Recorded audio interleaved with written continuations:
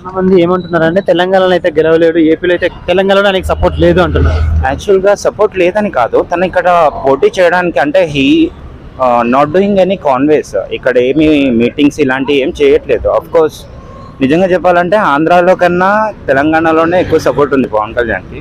But తను ఇక్కడికి వచ్చి కాన్వే చేసి ఒకవేళ ఒక మీటింగ్ అలాంటిది ఎన్విరాన్మెంట్ క్రియేట్ చేస్తే of course that gonna happen.